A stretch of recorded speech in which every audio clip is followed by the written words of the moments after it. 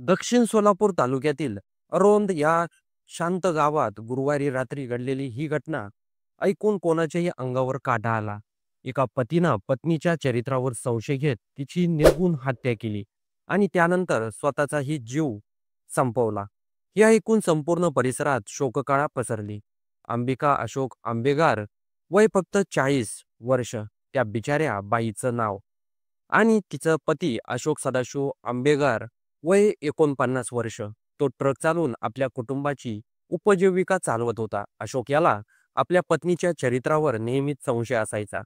या संशयामुळे दोघांमध्ये नेहमीच वाद असायचा, भांडणं व्हायची. अशोक बायकोला वारंवार म्हणायचा, "मी तुला ठार मारेल", आणि अखेर त्याने आपल्या पत्नीचा जीव घेतला. त्या रात्री गुरुवारी 10:30 वाजता सगळं कुटुंब एकत्र बसून जेवत होतं. अशोक, अंबिका, त्यांची मुलं, मुलगी, दुसरी मुलगी सुजाता आणि मुलगा शेखर. जेवण झाल्यानंतर पुन्हा त्या जुना वाद पेटला. चरित्राचा संशय सिद्धवा हिने दोघांना शांत राहायला सांगितलं आणि ती आपल्या सोबत झोपायला दुसऱ्या खोलीत गेली.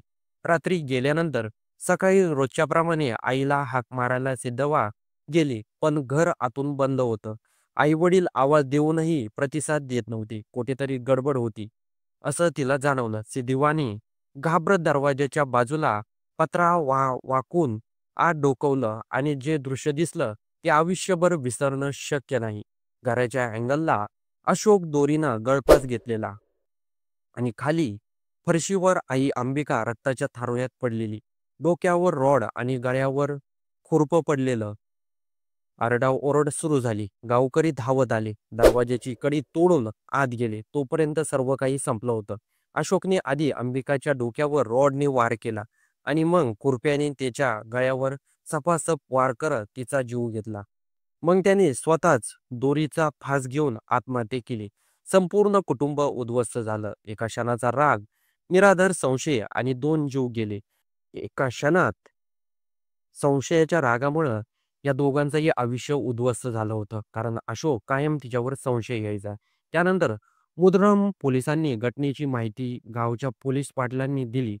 पोलिसांनी घटनास्थळी येऊन पंचनामा केला आणि दोन्ही मृतदेह शवविच्छेदनासाठी रुग्णालयात हलवले. आज अरोन गावात सगळीकडे शांतता आहे, पण त्या गावातला काळोखा अजूनही कायम आहे. एक गैरसमज, एक संशय आणि एक असह्य शेवट. गावचे पोलीस पाटील सैपान बेगडे यांनी लगेच मुद्रे पोलीस ठाण्याला माहिती दिली. पोलीस अधिकारी घटनास्थळी पोहोचले. घरात सगळं काही अस्तव्यस्त होतं. भीतीवर रक्ताचे ठसे. अशोकचा मृतदेह अँगलला लटकलेला होता. खाली अंबिकाचं शरीर.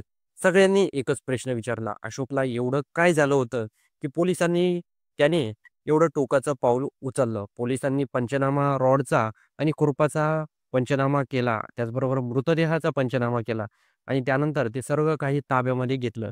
दोन्ही मृतदेह शवविच्छेदनासाठी सिव्हिल हॉस्पिटलला पाठवण्यात आले. या घटनेनंतर संपूर्ण गावात एकच चर्चा होती, संशय आणि राग या 2 गोष्टी माणसाचं आयुष्य कसं संपवतात.